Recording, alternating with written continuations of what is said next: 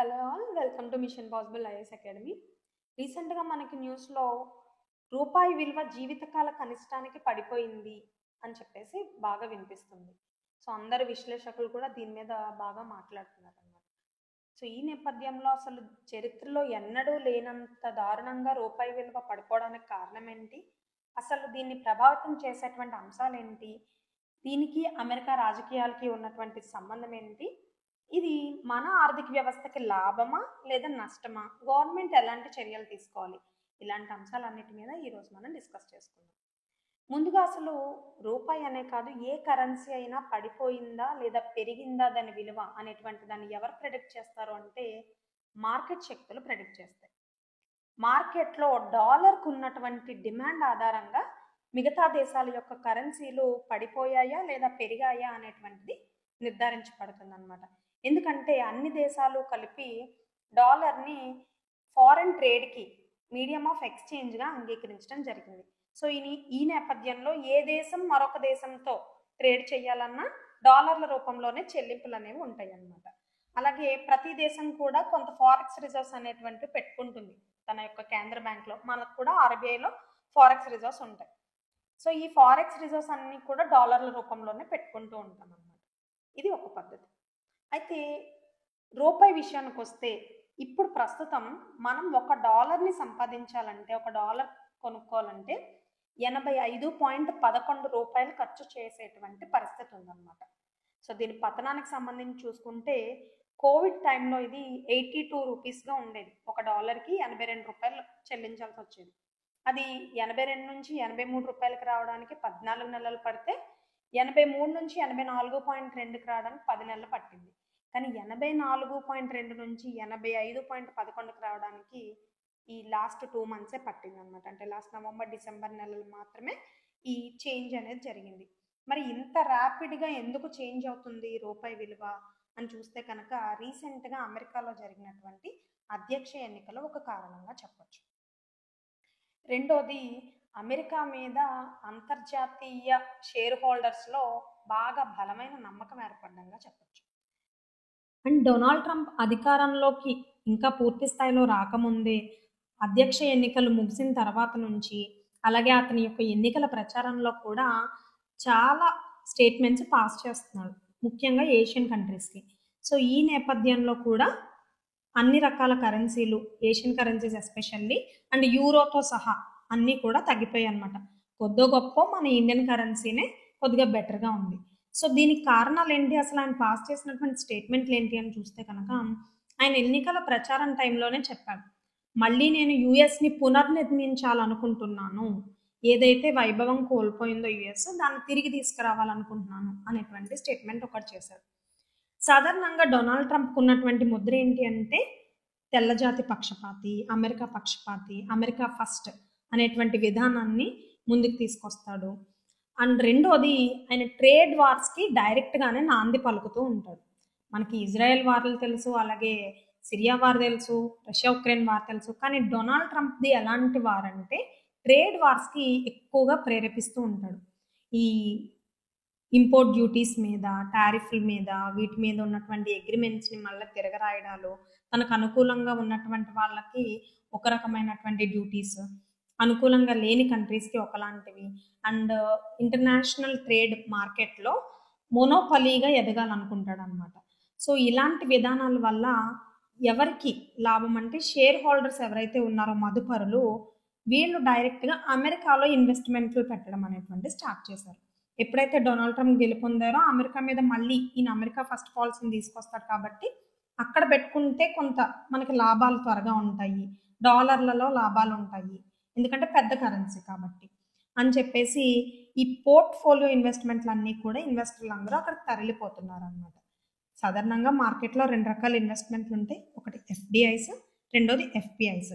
ఈ ఎఫ్డిఐలు అనేవి డైరెక్ట్గా ట్రేడ్లో పెడతారు, ఫారెన్ డైరెక్ట్ ఇన్వెస్ట్మెంట్లు అంటాం. ఇవి లాంగ్ రన్ అనమాట.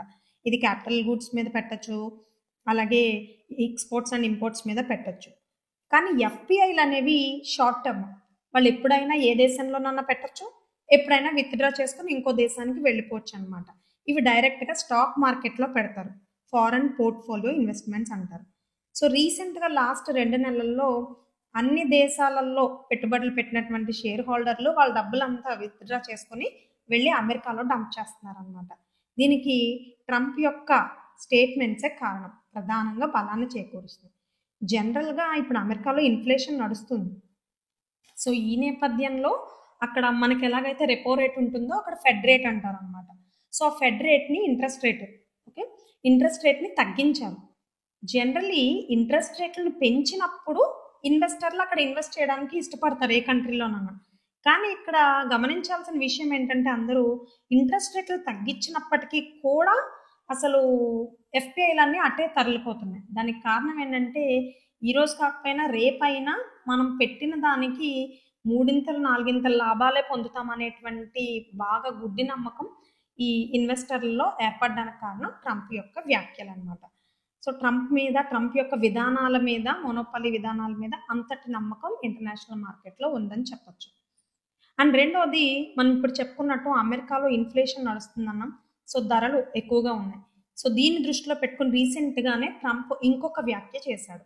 అదేంటంటే, ఎవరైతే డాలర్ని బలహీనపరచాలనుకుంటారో ఆ దేశాల మీద నేను 100% ఇంపోర్ట్ డ్యూటీ విధిస్తాను, టారిఫ్స్ అన్ని పెంచేస్తాను, సో జాగ్రత్తగా వ్యవహరించండి అమెరికన్ గూడ్స్తోని, అమెరికన్ డాలర్తోని అని చెప్పి డైరెక్ట్గానే బహిరంగంగా మాట్లాడడం జరిగింది.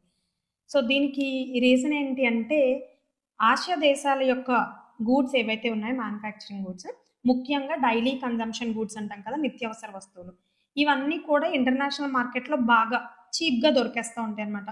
లైక్ మన దేశంలో కూడా చైనీస్ గూడ్స్ చాలా తక్కువ ప్రైసెస్కి దొరుకుతాయి when compare to Indian manufactured goods కంటే. సో దీన్ని దృష్టిలో పెట్టుకుని మనం ఏం చేస్తాము, తక్కువ రేట్లకి, డాలర్ కన్నా మనం తక్కువ అంటే ఖచ్చితంగా ఇంటర్నేషనల్ మార్కెట్లో తక్కువ రేట్కి దొరికేస్తాయి అనమాట, కరెన్సీ వాల్యూ తక్కువ ఉన్నప్పుడు.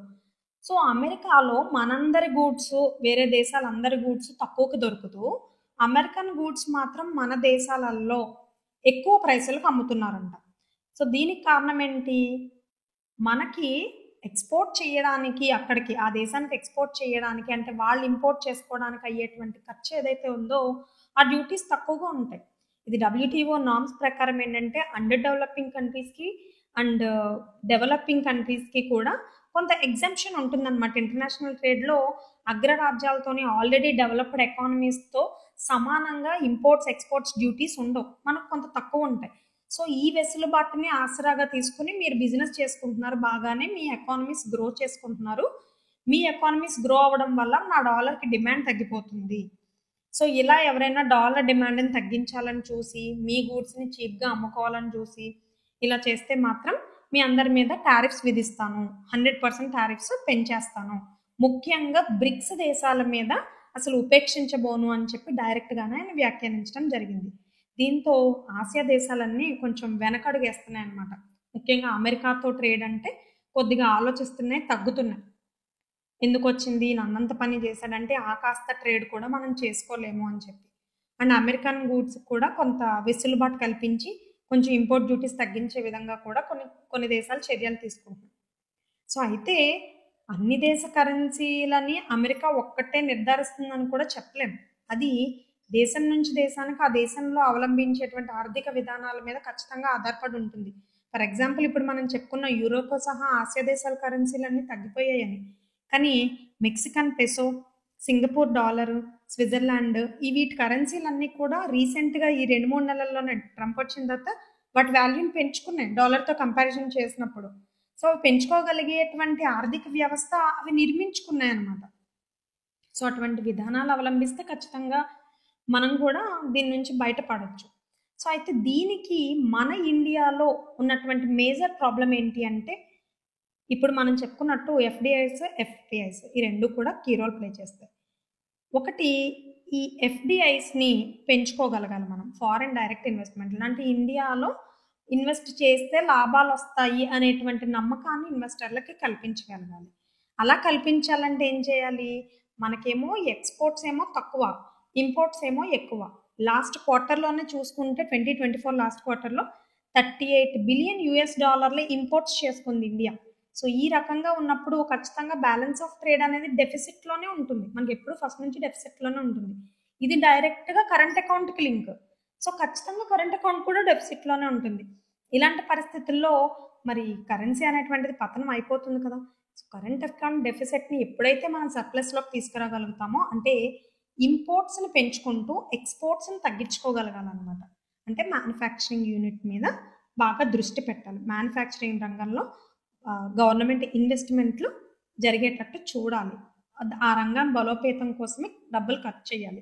కానీ ఇండియా ఏం చేస్తుంది, లాంగ్ రన్లో ఆలోచించి క్యాపిటల్ ఎక్స్పెండిచర్స్ ఎక్కువ చేస్తుంది అన్నమాట. కన్స్ట్రక్షన్స్ మీద వాటి మీద వీటి మీద చేస్తుంది.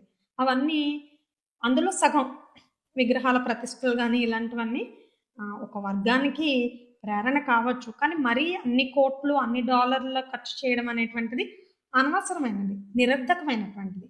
సో అటువంటి ఖర్చులు తగ్గించుకుని దాన్ని సమర్థవంతంగా మ్యానుఫ్యాక్చరింగ్ రంగాన్ని బలోపేతం చేయడానికి కనుక ఖర్చు పెడితే ఖచ్చితంగా ఇది సర్ప్లస్లోకి వస్తుంది కరెంట్ అకౌంట్ అనేటువంటిది. రెండోది ఇండియాకు ఉన్నటువంటి ఇంకొక ప్లస్ ఏంటంటే హ్యూమన్ రిసోర్స్.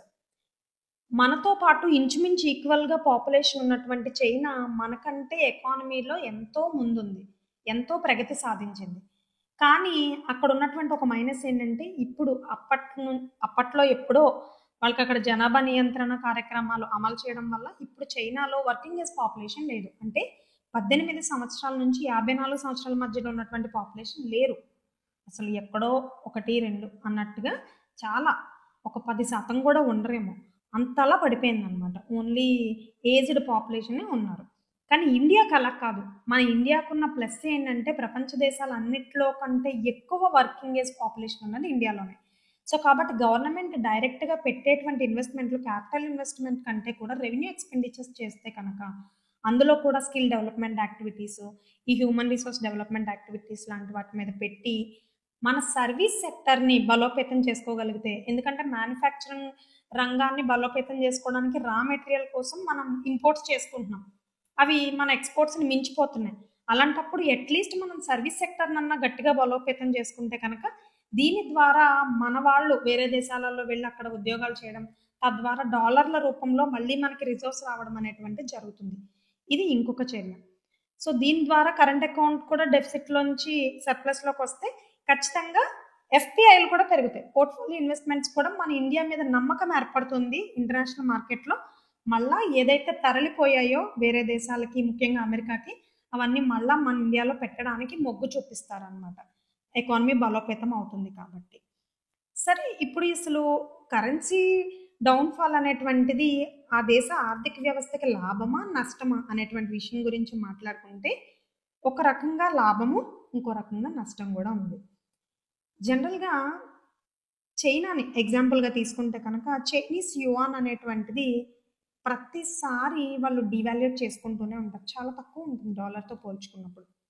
ఇక్కడ కరెన్సీ విలువ తగ్గడంలో 2 రకాల పద్ధతులు ఉంటాయి. ఒకటి డివాల్యుయేషన్, 2 డిప్రిసియేషన్. డివాల్యుయేషన్ అనేటువంటిది ఏ దేశానికి ఆ దేశమే కావాలని తగ్గించుకుంటుంది. మన దేశంలో ఆర్బీఐ, సెంట్రల్ గవర్నమెంట్ కలిసి కూర్చుని మాట్లాడుకుని డివాల్యుయేషన్ చేసిన సందర్భాలు అనేకం ఉన్నాయి. ఫర్ ఎగ్జాంపుల్ మన్మోహన్ సింగ్ గారు ఆర్థిక సలహాదారులుగా పనిచేసినప్పుడు, ప్రణాళిక సంఘానికి ఉపాధ్యక్షులుగా ఉన్న టైంలో పివి నరసింహరావు గారు ప్రధానమంత్రిగా ఉన్నారు. సో రావు మన్మోహన్ నమూనా అంటాం మనం. సో 1991 రీఫార్మ్స్కి మూలం ఏంటి? ఆ టైంలో డివాల్యుయేషన్ చేశారు. ఎందుకంటే 1989 నుంచి 91 వరకు మన ఇండియా దగ్గర ఉన్నటువంటి ఫారెక్స్ రిజర్వ్స్ చాలా తక్కువ. కేవలం 3 వారాలకి సరిపడిన క్రూడ్ ఆయిల్ కొనగలిగేటువంటి రిజర్వ్స్ మాత్రమే మన దగ్గర ఉన్నాయి. $1 మిలియన్ మాత్రమే ఉన్నాయి. సో ఈ నేపథ్యంలో ఏం చేశారు వీళ్ళిద్దరు కలిసి? ఆర్బీఐతో కూర్చొని మాట్లాడి రూపాయి విలువను బాగా తగ్గించేశారు. తగ్గించినప్పుడు ఏమైంది? ఇండియన్ గూడ్స్ ఇంటర్నేషనల్ మార్కెట్స్లో చీప్గా దొరకడం స్టార్ట్ అయింది. సో మన ఎక్స్పోర్ట్స్ పెరిగాయి. తద్వారా మళ్ళీ ఆర్థిక వ్యవస్థ పుంజుకుందనమాట. సో 7వ ప్రణాళికకి 8వ ప్రణాళికకి తేడా చూసుకుంటే చాలా డ్రాస్టిక్ చేంజ్ ఉంటుంది ఇండియన్ ఎకనామిక్ గ్రోత్లో, జీడిపిలో. సో ఒక రకంగా ఈ రకంగా ఎక్స్పోర్ట్స్ పెంచుకోవడానికి, ఇంటర్నేషనల్ మార్కెట్లో పోటీ పడడానికి, మన వస్తువులు ఇంటర్నేషనల్గా పోటీ పడడానికి ఇది ఒక మంచి అవకాశంగా చెప్పుకోవచ్చు అనమాట. అయితే ఇప్పుడు జరిగినటువంటి పరిణామం డివాల్యుయేషన్ కాదు, డిప్రిసియేషన్. దానంతటా అదే తగ్గింది. మార్కెట్ శక్తుల ద్వారా డిప్రిషియేట్ చేయబడింది రూపాయి. దీనికి కారణం రూపాయి విలువ తగ్గించడం కాదు, డాలర్కి డిమాండ్ పెరగడం ఇంటర్నేషనల్గా. సో ఇది లాంగ్ రన్‌లో చూసుకున్నప్పుడు మన ఆర్థిక వ్యవస్థే కాదు, ఏ ఆర్థిక వ్యవస్థ కన్నా ఖచ్చితంగా నష్టమే అనమాట. ఎందుకంటే డాలర్ నానాటికి బలోపేతం అవుతుంటే ప్రతి ఒక్కళ్ళు కూడా ఇప్పటికే అమెరికాకి వలస వెళ్ళాలి, అమెరికాలోనే చదువుకోవాలి, అమెరికన్ గూడ్స్‌కి ఉండేటువంటి క్రేజ్ ఇది బాగా ఎక్కువ.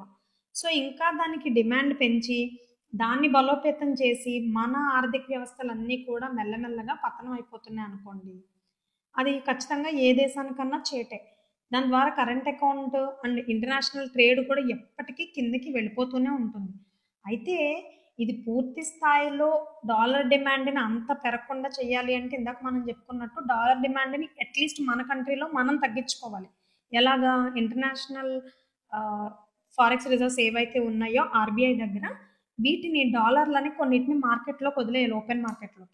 వదిలేసినప్పుడు ఏమవుతుంది? ఏదైనా ఎక్కువగా లభిస్తుంటే బయట దొరికేస్తుంటే ఈజీగా దాని డిమాండ్ తగ్గుతుందనమాట. ఏదైనా ఒకటి స్కేర్సిటీ ఉందనుకోండి దాని డిమాండ్ పెరుగుతుంది. సో, ఇండియా చేయవలసిందేంటంటే కాస్త ఇండియాలో డాలర్ డిమాండ్‌ని తగ్గించాలి. మిగతా అంతర్జాతీయంగా ఎలా ఉన్నా గాని. అలా తగ్గించగలిగినప్పుడు మళ్ళీ ఇండియాలో ఇన్వెస్ట్‌మెంట్‌లు చేయడానికి అందరూ ఇష్టపడతారు. అండ్ ఇప్పుడు మనం చెప్పుకున్నటువంటి చర్యలన్నీ కనుక గవర్నమెంట్ సక్రమంగా పాటించినట్లయితే కనుక ఇండియన్ రూపీ వాల్యూ సమీప భవిష్యత్తులో మరింత పతనం కాకుండా పెరిగేందుకు అవకాశం ఉంటుందన్నమాట. సో, వీడియో నచ్చినట్లయితే లైక్ చేయండి, షేర్ చేయండి. ఛానెల్‌నయితే సబ్స్క్రైబ్ చేసుకోండి చేసుకోకపోతే కనుక. అండ్ మీకు నెక్స్ట్ ఎలాంటి వీడియోస్ కావాలో కింద కామెంట్ చేస్తే కనుక నేను ఆ ట్రెండింగ్ టాపిక్స్ ఏమన్నా ఉంటే కామెంట్ చేస్తే దాని మీద నేను అనాలిసిస్ వీడియో చేయడానికి ట్రై చేస్తాను. Thanks for watching.